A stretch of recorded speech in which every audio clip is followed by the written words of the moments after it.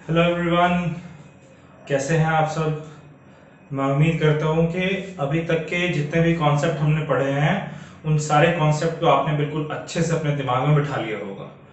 तो बच्चों, आज हम लोग एक नई दिशा में अपनी पढ़ाई को स्टार्ट करने जा रहे हैं। नई दिशा में करने जा रहे हैं, इसका मतलब है कि अभी तक देखिए हमने मोटे तौर पे जो पढ़ा है वो कूलम्स लॉ पढ़ा है, और कूलम्स लॉ के इर्द गिर्द हमने कुछ टॉपिक्स पढ़े हैं और वहीं से हमने क्वेश्चंस किए।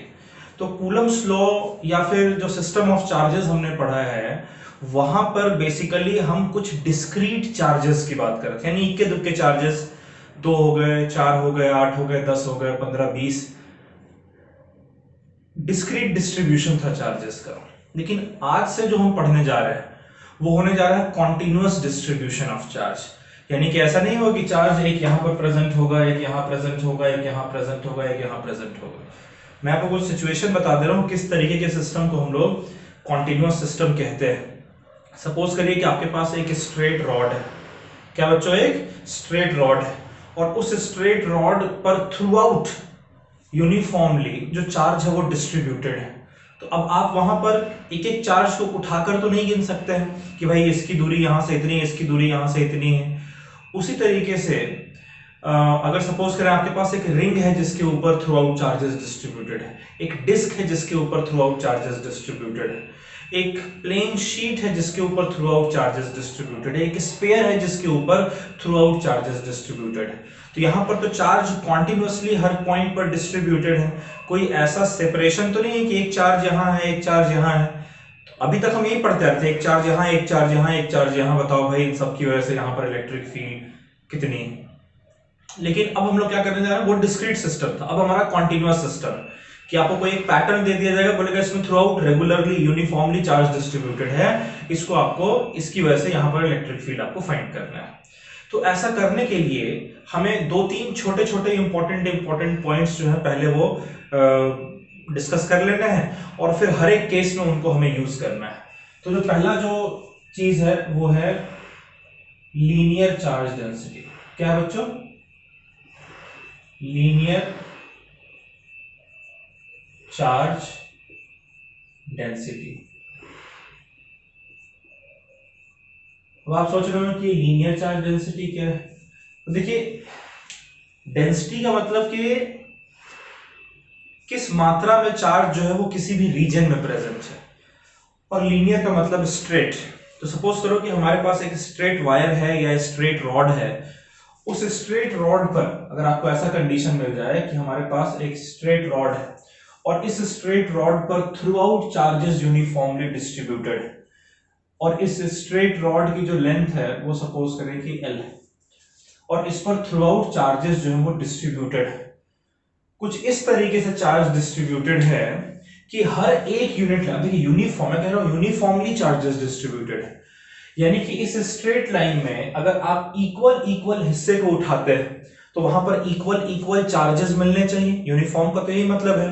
तो अगर सपोज करो कि जो हर एक यूनिट लेंथ में, कितना, हर एक यूनिट लेंथ में अगर लीनियर चार्ज डेंसिटी, अगर लीनियर चार्ज यानी कि हर एक यूनिट लेंथ में कितने चार्जेस प्रेजेंट है, lambda number of charges present. Suppose करो आपने एक यूनिट उठाया, 1 सेंटीमीटर उठाया, इसमें अगर आपको 5000 चार्जेस दिखते हैं, तो यूनिफॉर्म डिस्ट्रीब्यूशन का मतलब कहीं से भी आप 1 सेंटीमीटर उठा लो आपको 5000 नंबर ऑफ चार्जेस ही मिलेंगे। तो हम कंसीडर कर रहे हैं कि हमारे पास एक स्ट्रेट वायर है जिसकी लेंथ L है, और जिसके हर एक यूनिट लेंथ में जो नंबर ऑफ चार्जेस प्रेजेंट है वो लैम्डा है। अगर ये लैम्डा थ्रू आउट सेम है, इसका मतलब कि चार्ज का डिस्ट्रीब्यूशन जो है वो यूनिफॉर्म है। तो उस केस में लैम्डा जो है इसे हम लोग क्या कहते हैं, लीनियर चार्ज डेंसिटी, यानी कि पर यूनिट लेंथ कितने चार्जेस प्रेजेंट है। तो लीनियर चार्ज डेंसिटी लैम्डा जो है, लीनियर चार्ज डेंसिटी, इसे हम कहते हैं, इसे हम डिफाइन करते हैं as total number of charge, total number of charge divided by total length. यानी कि लैम्डा जो हमारा है, अगर total amount of charge Q है और लेंथ अगर L, तो लीनियर चार्ज डेंसिटी लैम्डा हो गया आपका Q अपॉन L। इसकी जो यूनिट है बच्चों, चार्ज की यूनिट क्या है, कूलम, और लेंथ की मीटर, इसलिए इसकी यूनिट रहती है कूलम पर मीटर। उसी तरीके से आपको बहुत सारे केसेस ऐसे मिलेंगे जहां पर कि आपको मिलेगा कि एक स्ट्रेट लाइन है, इसके ऊपर थ्रू आउट चार्जेस आपके डिस्ट्रीब्यूटेड है। अच्छा, उसी तरीके से आपको एक कंडीशन ऐसा मिलेगा कि आपके पास ये 1 डायमेंशन का था, आपको 2 डायमेंशन का भी मिल सकता है। आपको मिल सकता है कि भाई हमारे पास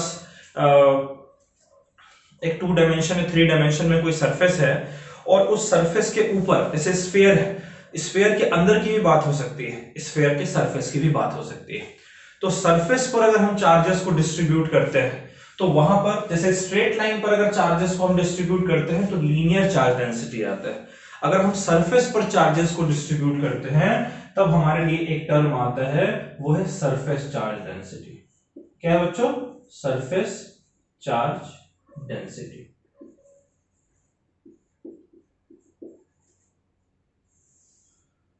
तो जिस तरीके से लीनियर चार्ज डेंसिटी का मतलब हुआ कि हर एक यूनिट लेंथ में कितने नंबर ऑफ चार्जेस प्रेजेंट है, वैसे ही सरफेस चार्ज डेंसिटी का मतलब होगा कि हर एक यूनिट सरफेस एरिया पे, यानी सरफेस का जो एरिया है उसके हर एक यूनिट एरिया में कितने नंबर ऑफ चार्जेस प्रेजेंट है। तो सरफेस चार्ज डेंसिटी, यानी सपोज करें कि आपके पास एक स्फीयर है, मान लीजिए एक स्फीयर है, और स्फीयर के ऊपर इसके सरफेस पर अगर पर यूनिट लेंथ, हर एक यूनिट लेंथ में अगर सिग्मा नंबर ऑफ चार्जेस, यानी स्फीयर लिया आपने, उस सरफेस पर एक छोटा सा हिस्सा उठाया 1 सेंटीमीटर स्क्वायर का, आपने देखा अच्छा यहाँ पर जो है वो 25,000 चार्जेस प्रेजेंट है। किसी दूसरे 1 सेंटीमीटर स्क्वायर के उसी सरफेस पर किसी दूसरे जगह 1 सेंटीमीटर स्क्वायर का एरिया उठाइए, वहां भी अगर आपको same number 25,000 number of charges मिलते हैं, हर जगह सेम मिलते हैं, यानी कि वो यूनिफॉर्म डिस्ट्रीब्यूशन है। तो सरफेस चार्ज डेंसिटी को हम लोग सिग्मा सिंबल से रिप्रेजेंट करते हैं, लीनियर चार्ज डेंसिटी को हम लोग लैम्डा सिंबल से रिप्रेजेंट करते हैं। तो ये सरफेस चार्ज डेंसिटी हमारा हो जाता है equals to total number of charges divided by total area. देखिए यहां हम लेंथ के रेस्पेक्ट में देख रहे थे, यहां हम एरिया के रेस्पेक्ट में देख रहे हैं, तो इसलिए सिग्मा जो है वो हमारा हो जाएगा Q upon A, total charge per unit area. इसकी यूनिट क्या होनी चाहिए भाई? देखिए चार्ज की यूनिट कूलम, एरिया की यूनिट मीटर स्क्वायर, इसीलिए इसकी ऐसा यूनिट हो गई कूलम पर मीटर स्क्वायर। और एक आखिरी आता है आपका, वो है वॉल्यूम चार्ज डेंसिटी। क्या है बच्चों? Volume charge density. ठीक है, अब वॉल्यूम चार्ज डेंसिटी क्या है? तो इस तरीके से आप कुछ भी ले लो, स्फीयर ही ले लेते हैं। अब स्फीयर के अंदर, इस स्फीयर के अंदर अगर चार्जेस हैं, यानी कि उसके वॉल्यूम में है अंदर, तो यहां पर हम लोग वॉल्यूम चार्ज डेंसिटी की बात करते हैं। वॉल्यूम चार्ज डेंसिटी हमारा होता है total number of charges, total number of charges divided bye क्या होना चाहिए बच्चों? Total volume. इसको हम लोग रो सिंबल से रिप्रेजेंट करते हैं, ये होता है आपका equals to Q by V। इसकी यूनिट क्या होनी चाहिए? तो फिर से चार्ज की यूनिट कूलम और वॉल्यूम की यूनिट यहां पर मीटर क्यूब होनी चाहिए। तो ये 3 केसेस आपके सामने आ गए, इसे आप नोट कर लीजिए। अब आपको अब दिमाग लगाना है हर केस में कि अच्छा यहां पर चार्जेस कहां है, कि स्ट्रेट लाइन में डिस्ट्रीब्यूटेड है, तब वहां पर हम लोग Q की जगह लिख लेंगे equals to lambda into L। ठीक है, अगर स्ट्रेट लाइन पर, अगर किसी सरफेस पे डिस्ट्रीब्यूटेड है तो वहां पर हम लोग Q की जगह लिख लेंगे सिग्मा इनटू L, और अगर अंदर वॉल्यूम में डिस्ट्रीब्यूटेड है तब वहां पर हम Q की जगह लिख लेंगे रो इनटू सिग्मा इनटू A, और यहां हम लिख लेंगे रो इनटू V। ठीक है बच्चों, इसे नोट कर लीजिए, फिर हम एक टॉपिक स्टार्ट करते हैं।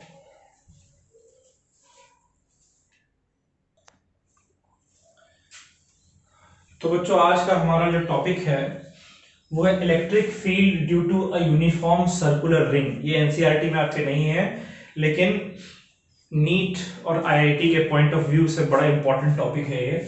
तो इसका मैं आपको कॉन्सेप्ट बताऊंगा, एक आधा क्वेश्चन भी इस पे कराऊंगा आपको। आज का हमारा यही टॉपिक है। तो electric field due to a uniform circular ring, यानी ये टॉपिक कह रहा है कि आपके पास एक सर्कुलर रिंग है, ठीक है बच्चों, आपके पास एक सर्कुलर रिंग है और इस सर्कुलर रिंग का सेंटर जो है वो O है।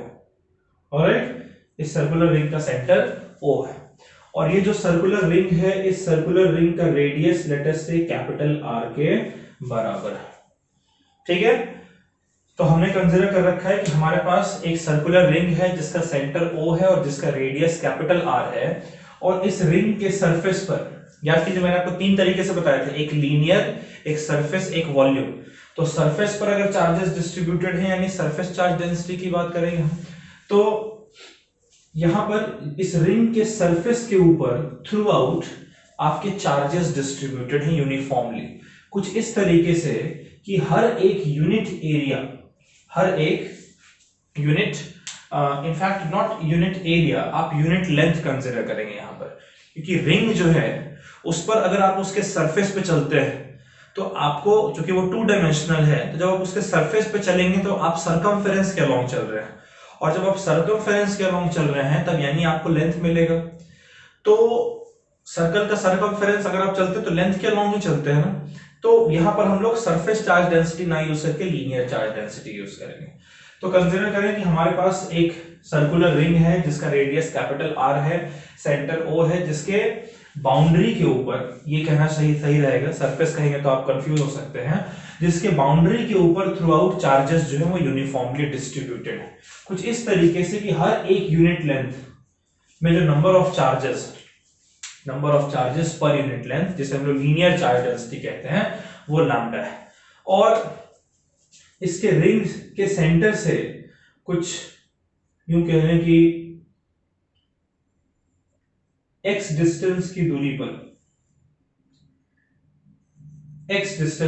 पर, ठीक है, एक पॉइंट है हमारे पास P। अब ये x आपका कहीं भी हो सकता है, इधर भी हो सकता है, इधर भी हो सकता है, इधर भी हो सकता है, ऊपर भी हो सकता है, किसी भी डायरेक्शन में, ठीक है। बस इतना आपको ख्याल रखना है कि जिस प्लेन में ये लाई कर रहा है उसी प्लेन की बात होनी चाहिए, ठीक है। तो मैं फिर से रिपीट कर रहा हूं, हम कंसीडर कर रहे हैं कि हमारे पास एक यूनिफॉर्म सर्कुलर रिंग है, एक रिंग जिसका रेडियस कैपिटल R, जिसके ऊपर through out charges uniformly distributed है कुछ इस तरीके से उसके बाउंड्री पे कि हर एक यूनिट लेंथ में जो टोटल नंबर ऑफ चार्जेस हैं वो लैम्डा के बराबर है, और सेंटर से x डिस्टेंस की दूरी पर हमारे पास एक पॉइंट है P। इस P पॉइंट पर हम लोग क्या करना चाहते हैं, इस P पॉइंट पर हम लोग इस पूरे रिंग पर जितने भी चार्जेस हैं उसकी वजह से इलेक्ट्रिक फील्ड फाइंड करना चाहते हैं। तो किस तरीके से फाइंड करेंगे, तो इसको फाइंड करने का देखो तरीका क्या है कि हम ऐसा करते हैं कि इस पूरे रिंग को छोटे छोटे हिस्सों में डिवाइड कर देते हैं, ठीक है। हर एक हिस्से से, अब हर एक हिस्सा एक छोटे से पॉइंट के बराबर हो जाएगा, हर एक हिस्से से हम P पॉइंट पर पहले इलेक्ट्रिक फील्ड निकाल लेते हैं, और फिर जितने भी हिस्सों में हमने इसे डिवाइड किया है उन सारे हिस्सों को अगर हम वेक्टोरियली ऐड कर दें तो यहां पर हमें नेट इलेक्ट्रिक फील्ड निकल कर आ जाएगा। तो ऐसा करते हैं कि मैं एक छोटा सा हिस्सा मैं ले रहा हूं, सपोज करें कि ds, इसके सरफेस पर एक छोटा सा लेंथ मैं कंसीडर कर रहा हूं ds। इस ds पोर्शन की वजह से, किसकी वजह से, इस ds पोर्शन की वजह से मुझे पता करना है कि भैया इस P पॉइंट पर इलेक्ट्रिक फील्ड कितनी है। तो सबसे पहली बात देखिए, यहां मैंने डायग्राम बना दिया है। अब मैं कह रहा हूं कि ध्यान से देखिए, let us consider ring to be divided into large number of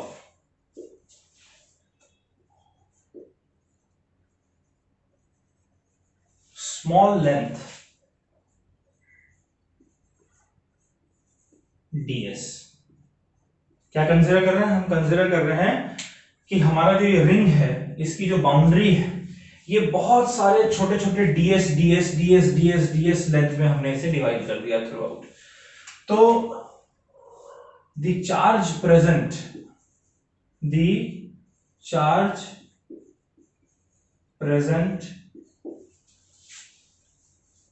in each ds, ठीक है, कितना चार्ज प्रेजेंट होना चाहिए, उस चार्ज को मैं dq कह दे रहा हूं। ठीक है बच्चों, क्या कह रहे हैं इसको, dq। तो ये dq क्या होना चाहिए, लैम्डा। आप बताइए dq क्या होना चाहिए। जो लैम्डा जो हमारा था ये dq, मैं इसे dq कह दे रहा हूं। ठीक है, तो लैम्डा जो हमारा है बच्चों, वो क्या होता है, जो इस छोटे से रीजन में जो चार्ज प्रेजेंट है डिवाइडेड बाय इसका जो लेंथ है, यानी यहां से हमारा dq निकल कर आ गया equals to lambda into ds। Clear है। यानी हमने क्या कंसीडर किया, हमने एक छोटा सा ds हिस्सा कंसीडर किया है, उस ds हिस्से पर जो टोटल चार्ज प्रेजेंट है वो लैम्डा इनटू ds के बराबर है, जिसे मैं dq कह रहा हूं। अब इसकी वजह से मुझे p पॉइंट पर इलेक्ट्रिक फील्ड कैलकुलेट करना है। तो इलेक्ट्रिक फील्ड ds की वजह से अगर आपको p पॉइंट पर फाइंड करना है, तो सबसे पहली बात तो कि ds से इस p पॉइंट की जो दूरी है, जिसे मैं स्मॉल r कह रहा हूं, ये आपको पता होना चाहिए। So now what I am going to write, अब मेरा है इलेक्ट्रिक फील्ड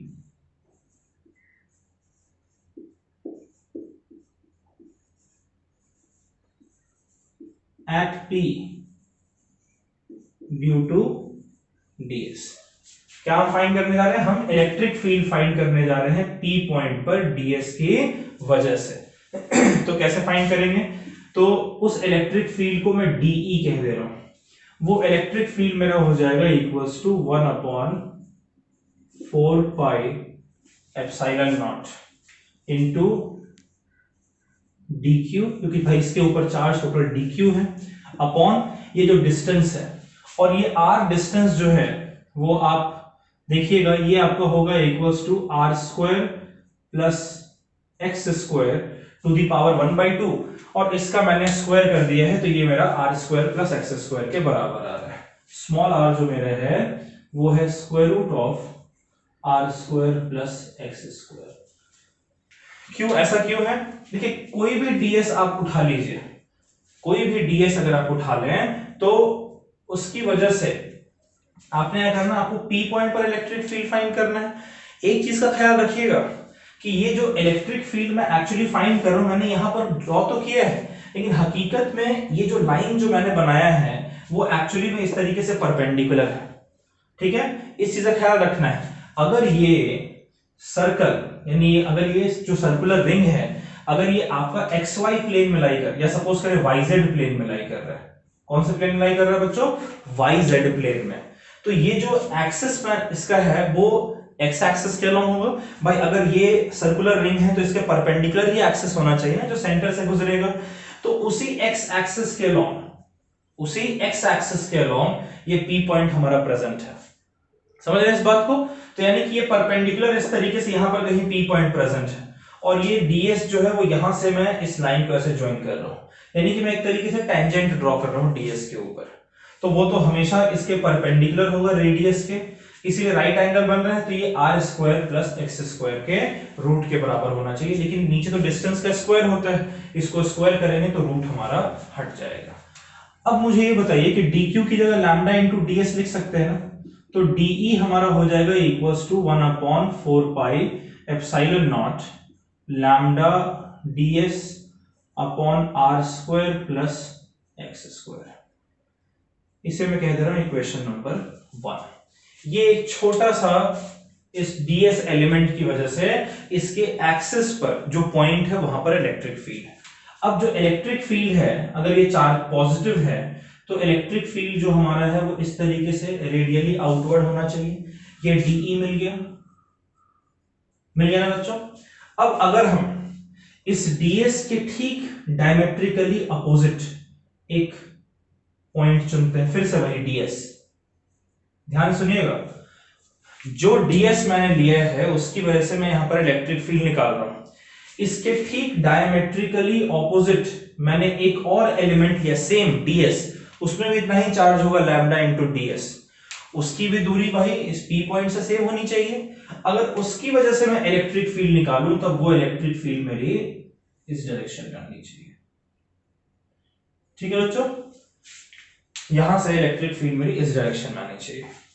तो इन दोनों इलेक्ट्रिक फील्ड में देखिए क्या होगा, इन दोनों इलेक्ट्रिक फील्ड को अगर आप x और y मतलब ये परपेंडिकुलर एक्सिस में रिजॉल्व करें, ये एंगल सपोज करें कि आपका थीटा है, ठीक है। तो अगर आप रिजॉल्व करते हैं तो एक कंपोनेंट आपका इधर आएगा इसका dE का, जो कि हो जाएगा dE sin थीटा,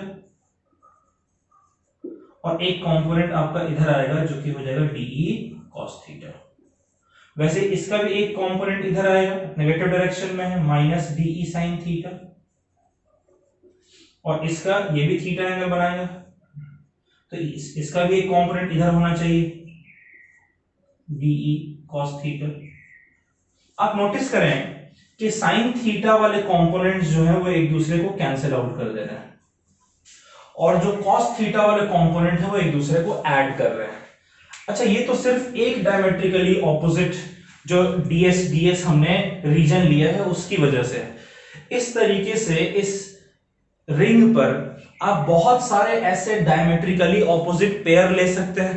एक आपने यहां पर ds लिया, फिर इसके ठीक डायमेट्रिकली ऑपोजिट यहां पर, इन दोनों की वजह से यहां पर इलेक्ट्रिक फील्ड आप निकाल लेंगे एक्सिस पे। इस तरीके से जितने भी आपके डायमेट्रिकली ऑपोजिट पेयर हैं उन सारे पेयर में साइन थीटा वाला कंपोनेंट कैंसिल हो जाएगा, और सारे पेयर में कॉस थीटा वाला कंपोनेंट जो है वो ऐड अप रहेगा।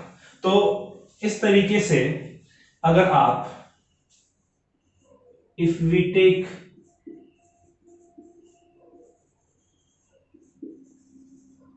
another ds diametrically opposite,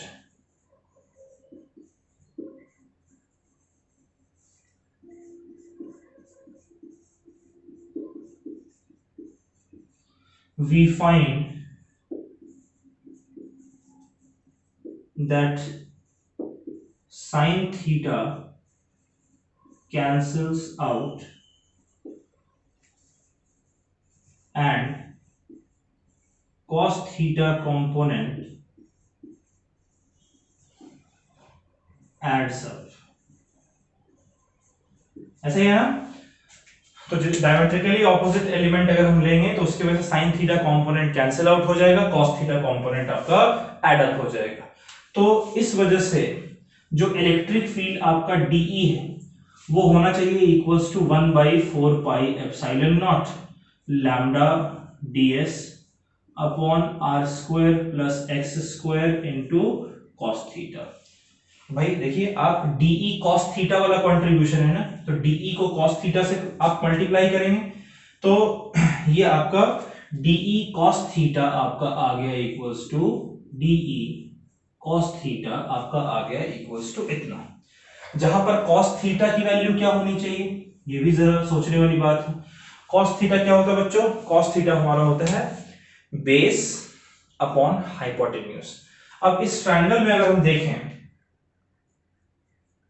तो ये दोनों तो परपेंडिकुलर है, रेडियस और टेंजेंट तो दोनों परपेंडिकुलर होंगे, तो और ये एंगल जो है थीटा बन रहा है, ठीक है। तो बेस हमारा क्या हो जाएगा, ये x बेस हो जाएगा और हाइपोटेन्यूज ये r हो जाएगा, यानी cos थीटा जो है वो x अपॉन r, यानी कि x upon square root of r square plus x square, इसे मैं r square plus x square to the power 1/2 लिख दे रहा।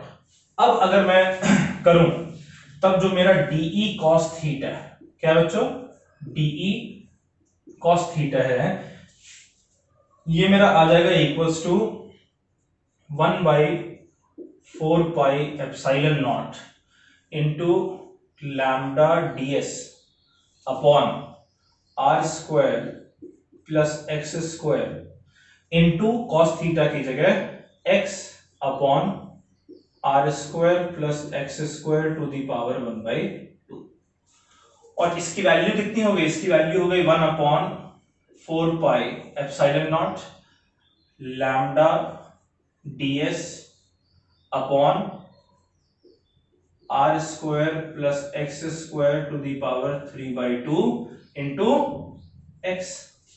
लिखेंगे ना। अब मुझे ये बताओ, अगर एक ds की वजह से मेरे को इलेक्ट्रिक फील्ड मिल रहा है dE cos थीटा, तो जितने भी कंपोनेंट है ds सबको अगर मैं ऐड कर दूं, सबका मैं dE cos थीटा अगर ऐड कर दूं तो मेरा टोटल इलेक्ट्रिक फील्ड निकल कर आ जाएगा। आप बोलेंगे सर dE क्यों नहीं ऐड कर रहे हैं? क्योंकि dE के हम लोग कंपोनेंट्स डिवाइड कर रहे हैं। फिर आप बोलेंगे सर sin थीटा क्यों, dE sin थीटा क्यों नहीं ऐड कर रहे हैं? तो आप देख रहे हैं कि हर डायमेट्रिकली ऑपोजिट पेयर की वजह से dE sin थीटा कैंसिल हो जा रहा है, सिर्फ cos थीटा वाला बच रहा है, वही इलेक्ट्रिक फील्ड को कंट्रीब्यूट कर रहा है, इसलिए dE cos थीटा। तो अगर मेरा ds बहुत छोटा है, यानी कि जो रीजन्स मैंने डिवाइड किए वो बहुत ज्यादा होने चाहिए, तो समेशन से काम नहीं चलेगा। न्यूटन साहब ने हमें बताया है कि अगर बहुत सारे नंबर को ऐड करना है तो समेशन नहीं बल्कि इंटीग्रेशन का इस्तेमाल करो। तो अगर हम इंटीग्रेट कर दें, अगर हम इंटीग्रेट कर दें ऑल ओवर रिंग, अगर हम रिंग के ऊपर इंटीग्रेट कर दें, यानी कि जो dE इलेक्ट्रिक फील्ड जो हमारा है वो हो जाए dE cos थीटा का इंटीग्रल। तो इस इंटीग्रेशन में क्या हो जाएगा हमारा 1/4 pi epsilon not lambda ds upon r square plus x square to the power 3/2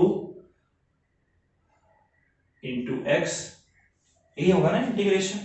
अब जितने भी चीजें कांस्टेंट है उसको हटा दे रहे हैं हम लोग। एक्चुअली में क्या बदल रहे हैं हम लोग, ये ds इसको चेंज करें ना, अभी ds यहां पर है, फिर यहां हो जाएगा, फिर यहां हो जाएगा, बाकी सब तो कांस्टेंट है। तो बाकी सारी चीजों को हम लोग बाहर निकाल ले रहे हैं। ये हमारा हो जाएगा 1/4 pi epsilon not lambda x upon r square plus x square to the power 3/2 into integral of ds। और आप इंटीग्रेट किसके ऊपर कर रहे हो? इस बाउंड्री के ऊपर, और बाउंड्री के किस चीज के? लेंथ के ऊपर, यानी कि 0 से लेकर और 2 पाई r तक का इंटीग्रेशन होना चाहिए। तो जरा करके देखते हैं। इलेक्ट्रिक फील्ड हमारा निकल कर आ जाएगा 1/4 pi epsilon not lambda x upon r square plus x square to the power 3/2 into 2 pi r। यही इंटीग्रल आपका निकल कर आएगा ना। तो बच्चों ये आपकी इलेक्ट्रिक फील्ड निकल कर आ गई। अब जरा इस इलेक्ट्रिक फील्ड में अगर मैं इस पाई को पाई से कट कर दूं और 2 को यहां 4 से कट करके 2 लिखूं, तब जो मेरा इलेक्ट्रिक फील्ड निकल कर आ रहा है वो मेरा आ रहा है equals to lambda r into x divided by 2 epsilon naught r square plus x square to the power 3/2। ये मेरी इलेक्ट्रिक फील्ड निकल कर आ रही है, और ये इस सर्कुलर रिंग की वजह से इसके एक्सिस के अलोंग, फिर से मैं बोल रहा हूं, जिस प्लेन में लाई कर रहा है उसके परपेंडिकुलर वाला लाइन जो एक्सिस है, उस एक्सिस में x डिस्टेंस की दूरी पर जो इलेक्ट्रिक फील्ड है वो हमारा ये निकल कर आया। और आप देखें कि ये इलेक्ट्रिक फील्ड आपका इस x डिस्टेंस पे डिपेंड करता है। इस एक्सिस के अलग अलग पॉइंट पर, अलग अलग दूरी पर इलेक्ट्रिक फील्ड आपको अलग अलग मिलनी चाहिए। तो आई होप आपको समझ में आया है ये, इसे आप नोट कर लें। तो इसके आगे हम लोग देखते हैं फिर। अच्छा बच्चों, एक बार नोट करने से पहले एक चीज जरा देखिए। ये जो इक्वेशन था ये वाला, इसे मैं फिर से यहां लिख रहा हूं, ठीक है। एक चीज जरा ये देख लीजिए, मैं बताना भूल गया था आपको। ये इलेक्ट्रिक फील्ड हमारा निकल कर आया है 1/4 pi epsilon not into lambda x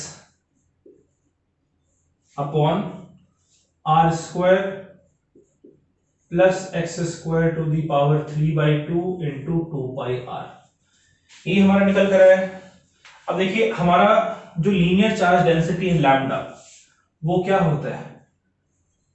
charge per unit length, यानी टोटल चार्ज जो है वो लैम्डा इनटू टोटल लेंथ होता है, यही ना। और जो रिंग मैंने बनाया था उसका टोटल लेंथ सरकमफेरेंस क्या है 2 पाई आर, यानी टोटल चार्ज हमारा होना चाहिए equals to lambda into 2 pi r. भाई 2 पाई आर उसका टोटल लेंथ है, उस पूरे रिंग का जो टोटल लेंथ है वो 2 पाई आर है, तो लेंथ की जगह 2 पाई आर लिख दिए। तो अब देखिए ये जो लैम्डा है और ये जो 2 पाई आर है, इनको मल्टीप्लाई करके हम क्यू लिख सकते हैं ना, तो इलेक्ट्रिक फील्ड हमारा उस कंडीशन में आ जाएगा। अभी फिलहाल देखिए तो इनकी जगह मैं अगर लिख दूं क्यू तो ये हो जाएगा 1/4 pi epsilon naught q upon r square plus x square to the power 3/2 multiplied by एक एक्स हमारा निकल कर आता है। ये इलेक्ट्रिक फील्ड हमारा हो जाएगा इस सर्कुलर रिंग की वजह से। अब आप इसे नोट करना।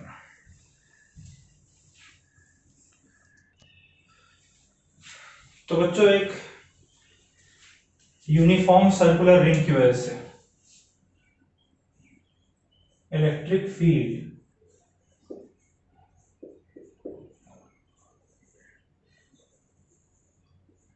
ड्यू टू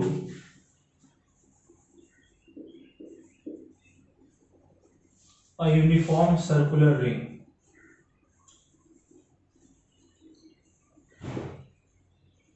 क्या बच्चों, electric field due to a uniform circular ring on the axis. Axis हमने देखा था ना कि अगर हमारा जो सर्कुलर रिंग है वो वाईजेड प्लेन में है, कौन से प्लेन में, वाईजेड प्लेन में है, तो एक्सिस उसके परपेंडिकुलर एक्स एक्सिस के नाम लाई करेगा। उसी के नाम हमने इलेक्ट्रिक फील्ड देखा था, तो वो इलेक्ट्रिक फील्ड जो हमारा है उसे मैं E की जगह E एक्सिस भी लिख सकता हूँ। भाई एक्सिस के लॉन्ग हम देख रहे हैं, अभी हमने उसे फाइंड आउट किया था, वो हमारा आया था equals to 1/4 pi epsilon naught q upon r square plus x square to the power 3/2 multiplied by x, ये आया था। अब मैं आपसे दो केस की बात करना चाहता हूं। केस वन है कि मैं इलेक्ट्रिक फील्ड फाइंड करना चाहता हूं at the centre of ring, at the centre of ring. फिर से कंडीशन वही है कि मेरे पास एक रिंग है, सर्कुलर रिंग, जो कि यूनिफॉर्मली उसके ऊपर चार्ज डिस्ट्रीब्यूटेड है, उसके सेंटर पे मैं रिंग के इलेक्ट्रिक फील्ड फाइंड करना चाहता हूं। तो सेंटर का मतलब क्या हो गया कि जो आपके पास सपोज करें ऐसे कि ये रिंग है और ये इस रिंग का सेंटर है, और इस तरीके से परपेंडिकुलर एक एक्सिस है। एक्सिस जो है उसके किसी भी पॉइंट को आप कहां से मेजर करते हैं, सेंटर से ही उसकी दूरी मेजर करते हैं। तो अगर आप सेंटर पे ही बात करना चाहते हो, यानी कि वो जो दूरी है एक्सिस पर, वो जो डिस्टेंस हम x लेते हैं वो 0 के बराबर होगी। तो यानी कि सेंटर ऑफ द रिंग कहने का मतलब है कि हमें x इज इक्वल्स टू 0 इस इक्वेशन में पुट करना है। क्यों, आप फिर से समझें, एक्सिस सेंटर से ही पास हो रहा है और एक्सिस का कोई भी पॉइंट जो है उसकी दूरी हम लोग सेंटर से ही हमने डिस्टेंस लिया था x। तो अगर आप तो यानी कि सेंटर भी एक्सिस पे ही लाई कर रहा है, एक्सिस सेंटर से गुजर रहा है, और वो सेंटर क्या है, एक ऐसा पॉइंट जिसकी दूरी एक्सिस से 0 है, इसलिए मैंने x की जगह 0 यहां पुट किया है। अब अगर मैं 0 पुट करूं x की जगह, तो इलेक्ट्रिक फील्ड जो है वो सेंटर पे, उसे मैं E नॉट कह रहा हूं, ये मेरा क्या हो जाएगा 1/4 pi epsilon not into q upon r square plus 0 square to the power 3/2 into 0। अब इस पूरे टर्म को 0 से मल्टीप्लाई करेंगे तो E नॉट क्या आ जाएगा, 0 के बराबर। और बड़ा वाजिब लग रहा है मेरे को ये। देखिए यहां पर जो ds एलिमेंट आप लेंगे, इसकी वजह से जो इलेक्ट्रिक फील्ड है वो इस डायरेक्शन में होनी चाहिए, और यहां पर जो ds एलिमेंट आप लेंगे, इसकी वजह से जो इलेक्ट्रिक फील्ड है वो इस डायरेक्शन में होनी चाहिए। कोई भी डायमेट्रिकली ऑपोजिट आप एलिमेंट ले लें, उन दोनों की वजह से जो इलेक्ट्रिक फील्ड है वो इक्वल एंड अपोजिट होंगे, यानी कि हर डायमेट्रिकली ऑपोजिट पेयर एक दूसरे को कैंसिल आउट कर देगा सेंटर पे। इसलिए जितने भी डायमेट्रिकली ऑपोजिट पेयर हैं सारे कैंसिल कर देना, नेट आपका 0 आ जाएगा। चलिए ये तो केस 1 की बात थी। अब एक दूसरा केस है, बड़ा इंटरेस्टिंग। दूसरा केस है केस 2। अब यही क्वेश्चन अगर आपसे नीट के पेपर में पूछ देता है कि हमारे पास एक यूनिफॉर्म सर्कुलर रिंग है और उस यूनिफॉर्म सर्कुलर रिंग के सेंटर पर इलेक्ट्रिक फील्ड क्या होगी, आप बोलेंगे यार ये क्या पूछ दिया, हमने तो भाई एक्सिस के अलॉन्ग पढ़ा है। सिंपली उसमें x की जगह 0 पुट करना, आपका आंसर खुद ब खुद निकल कर आ जाएगा। फॉर्मूला याद होना चाहिए बस, समझ रहे इस बात को। उसी तरीके से केस 2 में आपसे ऐसा ही पूछ सकता है कि आपको इलेक्ट्रिक फील्ड फाइंड करना है at a point very far away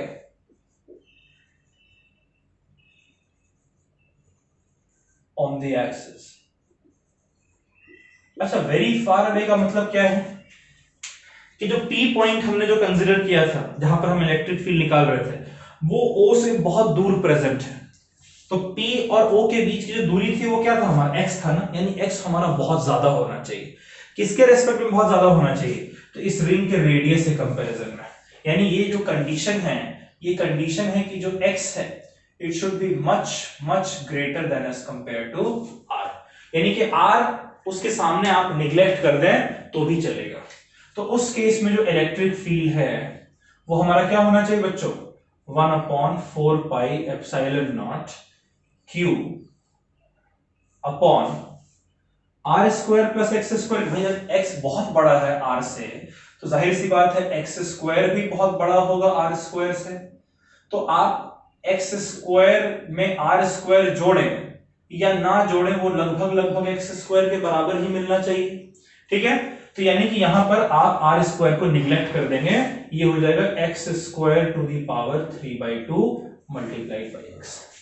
अब ये देखिए पावर 2 और 2 कट जाएगा, इलेक्ट्रिक फील्ड जो आपका निकल कर आया वो है 1/4 pi epsilon naught Q upon x cube into x, यानी ये हो गया x square.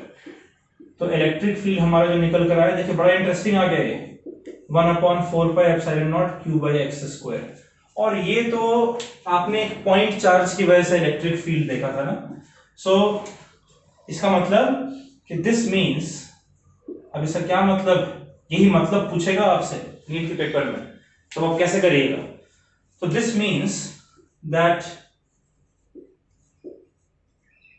For a very far away point, for a very far away point along axis of circular ring,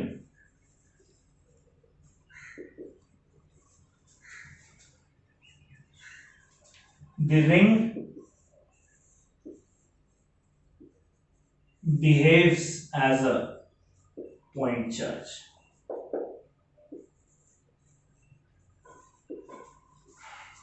बहुत दूर जब आप चले जाएंगे एक्सिस पे और वहां जाकर जब आप रिंग को देखेंगे तो आपको बहुत छोटा सा एक पॉइंट चार्ज के समान आपको नजर आएगा। तो यही आपको दे सकता है कि भाई इलेक्ट्रिक फील्ड एक यूनिफॉर्म सर्कुलर रिंग के एक्सिस के फार अवे पॉइंट पर behaves as if the ring is, और 4 ऑप्शन दे देगा, उसमें से एक ऑप्शन रहेगा कि एज इफ इट बिहेव्स कि वही पॉइंट चार्ज के जितना है, तो इसको आप टिक करेंगे। तो यही सब बेसिक चीजें हैं जो आपसे पूछते हैं और वहां पर आप कंफ्यूज हो जाते हैं। इसे नोट कर लीजिए, दिमाग में रखिएगा ये। तो बच्चों ये एक जनरल और बहुत बढ़िया क्वेश्चन मैं आपके लिए लेकर आया हूं। ये जनरल मैं इसलिए कह रहा हूं क्योंकि इसके बाद मैं आपको केसेस के फॉर्म में 3-4 क्वेश्चंस आपको केसेस के फॉर्म में बता दूंगा। तो कह रहे कि क्वेश्चन कह रहा है कि अ plastic rod having uniformly distributed charge Q, यानी टोटल चार्ज जो दिया हुआ है उस प्लास्टिक रॉड पे वो Q है। यानी इस तरीके से एक प्लास्टिक रॉड होगा बच्चों, इस प्लास्टिक रॉड पर थ्रू आउट जो टोटल चार्जेस डिस्ट्रीब्यूटेड थे, इस पूरे प्लास्टिक रॉड पर जो टोटल चार्जेस डिस्ट्रीब्यूटेड थे वो Q था। अब कह रहा है इस प्लास्टिक रॉड को हम क्या करें, is bent in shape of an arc of radius R, यानी कि एक प्लास्टिक रॉड था जिसके ऊपर थ्रू आउट Q चार्जेस थे, उसे इस तरीके से मोड़ दिया गया, बेंड कर दिया गया, ऐसे पहले ऐसे सीधा था, अब ऐसे मोड़ दिया गया, ये एक आर्क के फॉर्म में हो गया है।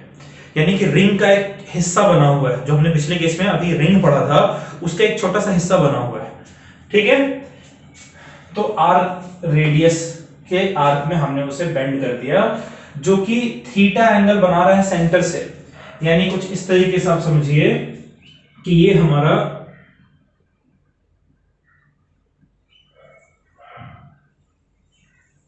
इस तरीके से बेंड कर दिया है, क्लियर है। तो एक हमारे पास एक रॉड था जिस पर through out uniformly charge distributed था Q, तो हम लोग कह देते हैं कि उस रॉड की जो लीनियर चार्ज डेंसिटी, और उस रॉड की है यानी कि ये जो आर्क में बेंड है इसकी भी है, तो उसकी लीनियर चार्ज डेंसिटी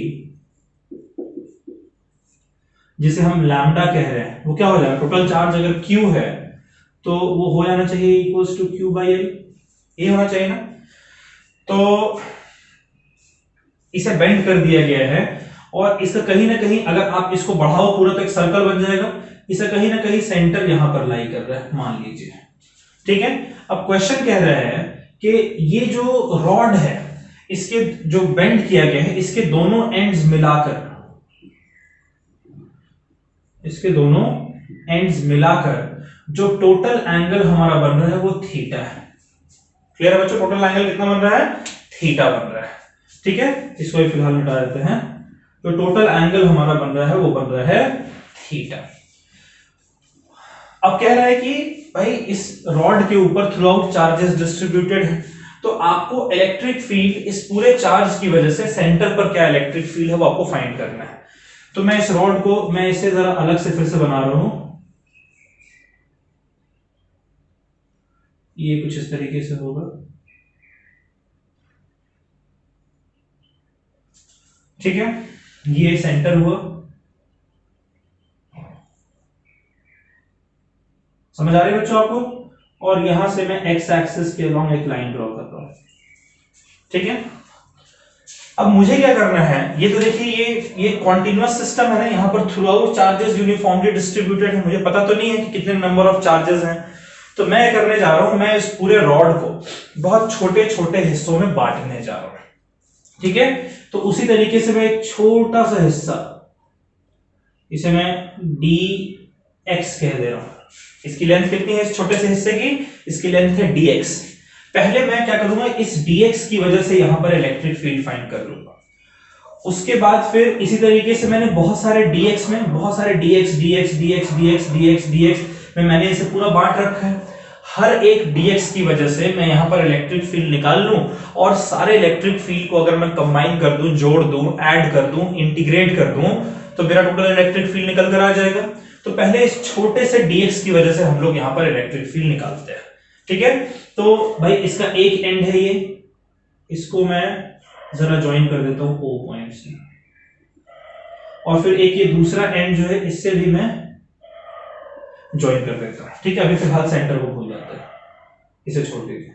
अब ये जो dx है, अगर इसको आप नोट करें तो ये कुछ छोटा सा एंगल d थीटा बना रहा है ना बच्चों, कुछ d थीटा एंगल बना रहा है। अब आप बताइए, आपने 11th में यूनिट एंड मेजरमेंट में पढ़ा था, मैं अगर इसे मैं ड्रॉ करूं तो देखिए ये मेरा dx है और ये मेरा सेंटर है, ये d थीटा एंगल है और ये r रेडियस है। तो आपने क्या पढ़ा था, आप बताइए, यहां पर dx और d थीटा के बीच में क्या रिलेशन होगा हमारा, कुछ आइडिया है आपको, बताइए। dx हमारा होना चाहिए equals to r into d theta. यही पढ़ा था ना कि रेडियस जो है वो आपका ये जो आर्क लेंथ है डिवाइडेड बाय जो एंगल बन रहा है उसके बराबर होता है ना। तो dx हमारा आ गया equals to r into d theta. यहां तक आप बात समझ रहे हैं? ओके। अब मैं जरा जानना चाहता हूं कि इस dx एलिमेंट में जो total number of charges present है वो कितने हैं। तो आप मुझे ये बताइए कि जो लीनियर चार्ज डेंसिटी है वो हमारा लैम्डा है। इस dx एलिमेंट को देखें, dx जो एलिमेंट है वो हमारा r d थीटा के बराबर है। मैंने पहले से लिख रखा है कि जो लीनियर चार्ज डेंसिटी है वो मेरा होगा equals to the charge divided by length, यही होगा ना। यानी कि जो मेरा चार्ज है वो होना चाहिए linear charge density into length. अब ये जो छोटा सा जो हिस्सा मैंने dx लिया है, इसका लेंथ है dx यानी r d थीटा, और इस छोटे से लेंथ में बहुत थोड़ा सा चार्ज होगा, उस चार्ज को मैं कह दे रहा हूं dq। तो ये q की जगह मैंने लिख दिया dq, लैम्डा की जगह तो लैम्डा ही रहेगा, और ये जो लेंथ है वो मेरा dx के बराबर है, जो कि r d थीटा के बराबर आ गया, है ना बच्चों। ये मेरा dq निकल कर आ गया। अब मैं जानना चाहता हूं कि मेरी इलेक्ट्रिक फील्ड, क्या चीज, electric field at O due to dx, जो dx एलिमेंट है उसकी वजह से पहले हम लोग इलेक्ट्रिक फील्ड निकालना चाहते हैं O पॉइंट पर, ठीक है। तो वो मेरा इलेक्ट्रिक फील्ड हो जाएगा इक्वल्स टू dE। ध्यान से सुनिएगा, बिल्कुल इत्मीनान से। मैंने कहा है कि हमारे पास एक रॉड है जिसका रेडियस r है, बेंड कर दिया सर्कुलर एक आर्क के फॉर्म में, थीटा एंगल बना रहा है। तो इस पर मेरे को क्या करना है कि मेरे को इस सरफेस पर, इसके लेंथ पर, इसको बहुत छोटे छोटे dx एलिमेंट में डिवाइड कर देना, हर एलिमेंट की वजह से इलेक्ट्रिक फील्ड फाइंड करके, और फिर टोटल को ऐड कर देंगे। तो मैंने एक छोटा सा dx एलिमेंट लिया, इसके दोनों एंड को जब मैंने सेंटर से ज्वाइन किया, मैंने देखा d थीटा एंगल ये बना रहा है, r रेडियस है, ये dx आर्क है। तो यहां से आप लिख सकते हो कि dx जो r इंटू d थीटा के बराबर होगा। अब इस dx एलिमेंट में कितने चार्जेस प्रेजेंट है, तो उसके लिए हमने लीनियर चार्ज डेंसिटी का सहारा लिया, जो कि होता है चार्ज अपॉन लेंथ, यानी चार्ज हो गया linear charge density into length. अब यहां पर थोड़ा सा चार्ज है इसलिए मैंने उसको dq लिख दिया है, लैम्डा तो रहेगा ही, वो तो थ्रू आउट सेम है, और ये जो लेंथ है dx उसकी जगह मैंने r d थीटा लिख दिया। अब इस छोटे से dx एलिमेंट की वजह से मैं इलेक्ट्रिक फील्ड फाइंड करना चाहता हूं O पॉइंट पर। तो इसकी वजह से जो इलेक्ट्रिक फील्ड हमारा होगा वो होगा 1/4 pi epsilon not into dq upon r square, और इसको आप लिख सकते हो equals to 1/4 pi epsilon naught, और dq की जगह आप लिख सकते हैं lambda into r into d theta upon r square, लिख सकते हैं ना। ये इलेक्ट्रिक फील्ड की वैल्यू आपकी आ जाएगी, ठीक है। चलिए इसे मैं जरा यहां लिख दे रहा हूं, dq अपॉन r स्क्वायर। तो जो इलेक्ट्रिक फील्ड की वैल्यू आपके अभी तक निकल कर आ रही है वो आपकी कितनी आ रही है, ठीक है। अब जरा इस छोटे से dx की वजह से देखें तो इलेक्ट्रिक फील्ड जो है आपका कुछ इस डायरेक्शन में होगा बच्चों। और अब जरा फिर से ड्रॉ करते हैं, ये जो सेंटर वाला लाइन जो मैंने x एक्सिस के लॉन्ग ज्वाइन किया था, ये जितना इस पॉइंट से, इस पॉइंट को मैं a कह दे रहा हूं, a पॉइंट से जितना ऊपर आपने एक dx एलिमेंट लिया है, उतना ही नीचे अगर आप एक dx एलिमेंट लेते हैं तो इस dx एलिमेंट की वजह से इलेक्ट्रिक फील्ड आपकी इस डायरेक्शन में होनी चाहिए। अगर इसे आप ज्वाइन कर दो सिंपली, है ना बच्चों। तो आप देख सकते हैं कि जो आपने ज्वाइन किया, यानी ए पॉइंट कैसा है, जितना आर्क, अगर ये टोटल पूरा अगर सपोज करें कि अगर सपोज करें 10 सेंटीमीटर, तो यानी कि ए से 5 ऊपर और 5 नीचे, ये बिल्कुल मिड पॉइंट पर है। तब आप ऐसे पेयर फाइंड कर सकते हैं dx का, जो कि ए से जितना ऊपर उतना ही नीचे है। इन दोनों की वजह से इलेक्ट्रिक फील्ड आपकी इस तरीके से आएगी। इसका एक इलेक्ट्रिक फील्ड कंपोनेंट इधर होगा, एक इधर होगा, ठीक है, ये थीटा एंगल बनाए हुए हैं। और इसका एक इलेक्ट्रिक फील्ड कंपोनेंट ऊपर होगा और एक इसी डायरेक्शन में होगा। ये वाला कंपोनेंट जो साइन थीटा वाला कंपोनेंट है वो तो कैंसिल हो जाएगा, और एक कॉस थीटा वाला कंपोनेंट जो है उसका ऐड अप हो जाएगा। यानी कि इसकी वजह से जो साइन थीटा वाला कंपोनेंट है वो किसी काम का नहीं है, कॉस थीटा वाला कंपोनेंट जो है वो काम का है। यानी ये dx जो है, इसकी वजह से जो इलेक्ट्रिक फील्ड है उसका सिर्फ cos थीटा, यानी dE cos थीटा ही यहां पर इलेक्ट्रिक फील्ड प्रोड्यूस कर रहा है। So due to to symmetric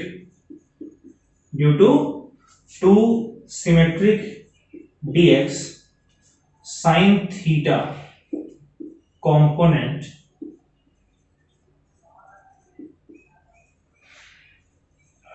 cancels out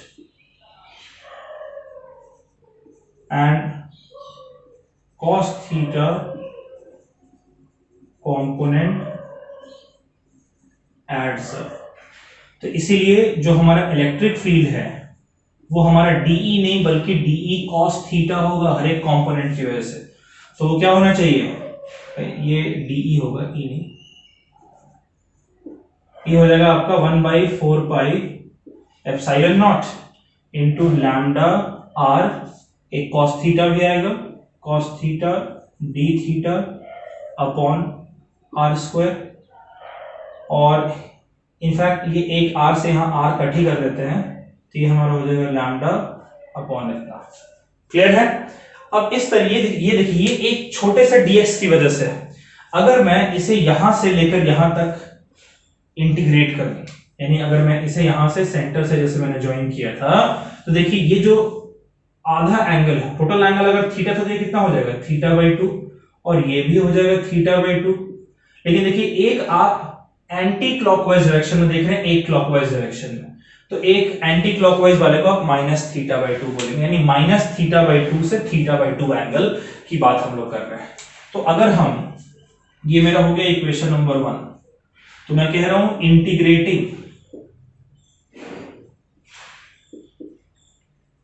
integrating equation 1 from -θ/2 to +θ/2।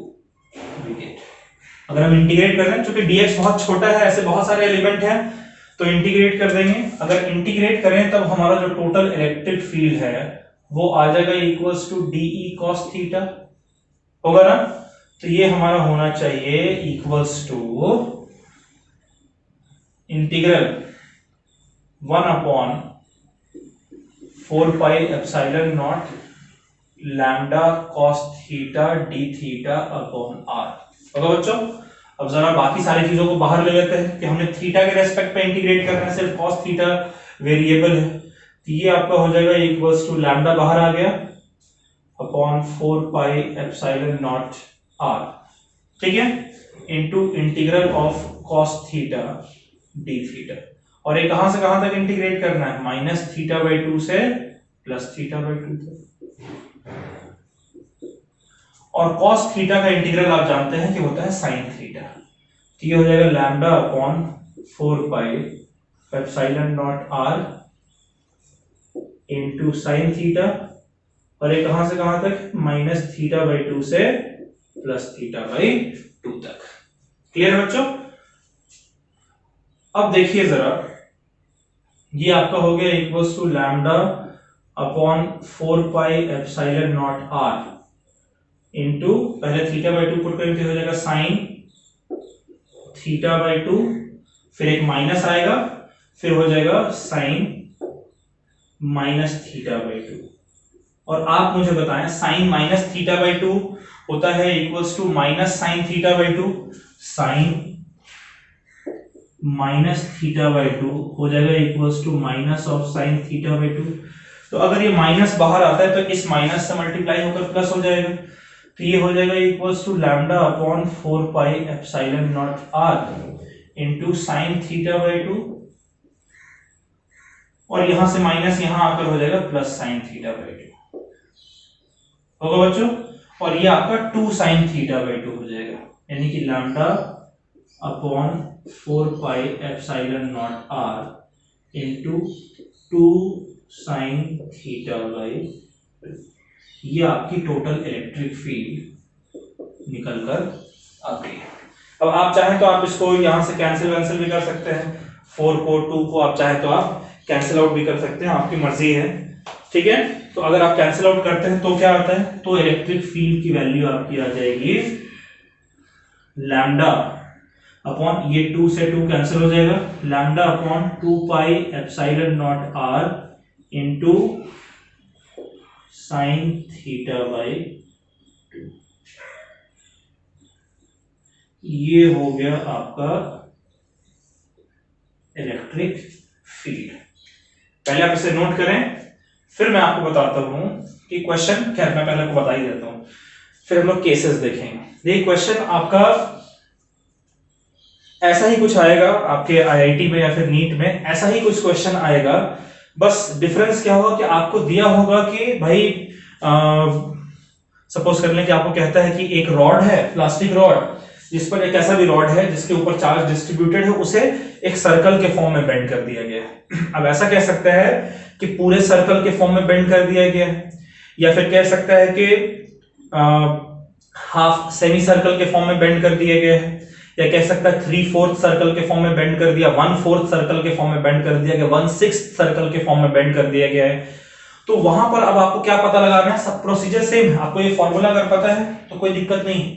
अब बस आपको करना क्या है, वहां पर आपको थीटा की वैल्यू पता होनी चाहिए। तो वो क्या है वो हम लोग जरा समझे, पहले इसे आप नोट कर लें।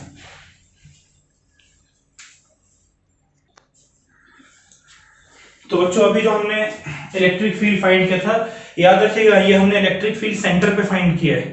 तो electric field at the centre ये हमने फाइंड किया था। ये हमारा इलेक्ट्रिक फील्ड निकल कर आया lambda upon 2 pi epsilon naught r into sine theta by 2। अब मैं आपको कुछ केस दे रहा हूं। केस 1, अगर क्वेश्चन कहता कि जो रॉड को हमने बेंड किया है वो कंप्लीटली बेंड कर दिया, एक सर्कल के फॉर्म में बेंड किया गया, तो अगर क्वेश्चन हो rod bend in form of complete circle, in form of complete circle. अच्छा, कंप्लीट सर्कल के फॉर्म में अगर बेंड कर दे तो थीटा कितना हो जाएगा, 360। थीटा आपका हो गया 2 पाई के बराबर, 360 यानी 2 पाई। उस केस में जो इलेक्ट्रिक फील्ड आपका निकल कर आता, वहां थीटा की जगह क्या पुट करना आपको, सिर्फ 2 पाई। देखिए ये फॉर्मूला याद है तो सारा खेल हो गया। ये हो जाएगा lambda upon 2 pi epsilon naught r into sine 2 pi by 2 यानी कि साइन पाई, और साइन पाई की वैल्यू जरा बताएं, साइन 180 की वैल्यू 0 होती है, तो इलेक्ट्रिक फील्ड आपकी आ जाएगी 0। और याद करें जब मैं आपको स्टार्टिंग में यूनिफॉर्म सर्कुलर रिंग का डेरिवेशन करा रहा था, उसमें 2 केसेस हमने देखे थे। एक तो कि सेंटर पर इलेक्ट्रिक फील्ड क्या होनी चाहिए, 0 आया था, देखिए शो कर रहा है 0। वैसे ही केस 2, अगर क्या कहे कि रॉड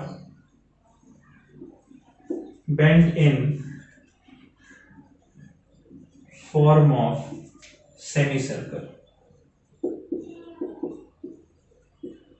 तो सेमी सर्कल में थीटा क्या होता है, पाई। तब जो इलेक्ट्रिक फील्ड हमारा है वो हो जाएगा lambda upon 2 pi epsilon naught r into sine theta की जगह पाई पुट करेंगे, पाई बाई 2। पाई बाई 2 हमारा होता है 1, साइन 90 1 होता है, तो इलेक्ट्रिक फील्ड हमारा आ जाएगा lambda by 2 pi epsilon naught r. ठीक है बच्चों, और वैसे ही हमारा केस 3 देख लेते हैं। अगर क्वेश्चन कह दे rod bend in form of 1/4 of circle, circle का 1/4 अगर बेंड है, यानी थीटा की वैल्यू क्या कह रहा है, थीटा की वैल्यू 1/4 यानी 90 डिग्री, 1/4, तो थीटा आपका हो जाएगा 90 डिग्री यानी कि पाई बाई 2। अब अगर आप पुट करें तो इलेक्ट्रिक फील्ड आपका निकल कर आ जाएगा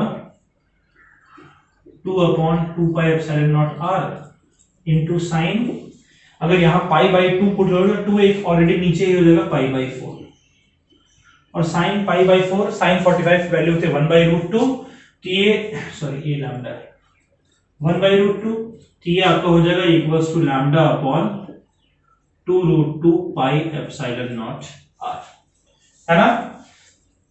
उसी तरीके से एक आधा केस और ले लेते हैं, केस 4, 2 केस ले लेते हैं, ठीक है।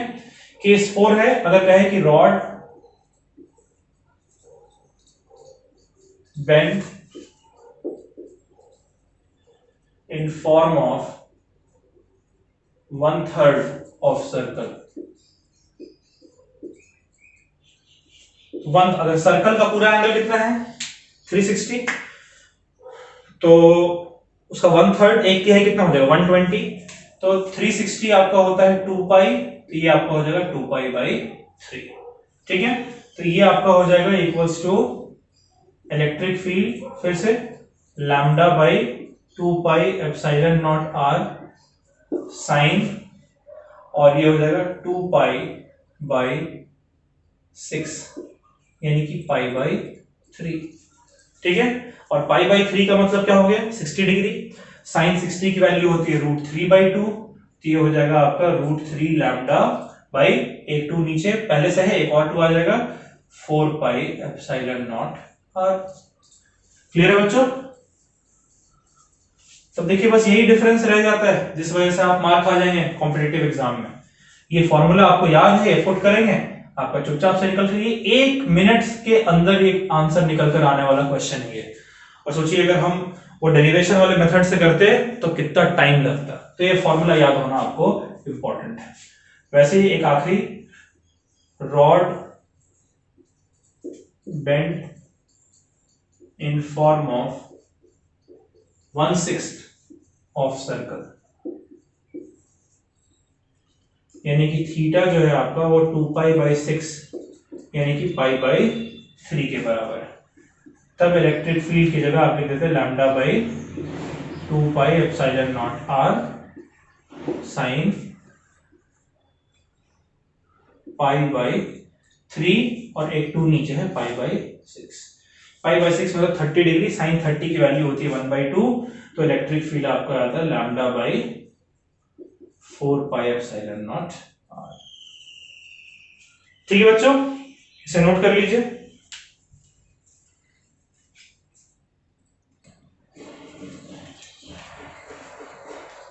तो बच्चों आई एक्सपेक्ट कि आज जो हमने पढ़ा वो आपको समझ आया, आई थिंक सिंपल था।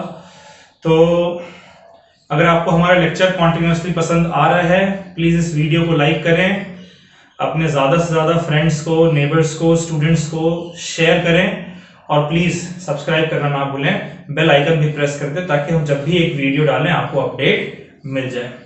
तो बच्चों अगर आप और ज्यादा डिटेल में और ज्यादा बेहतर तरीके से अगर हमारे ऑफलाइन क्लासेस इंस्टीट्यूट में अगर क्लासेस ज्वाइन करना चाहते हैं, तो उस केस में आप हमें इन 2 नंबर्स पे कांटेक्ट कर सकते हैं।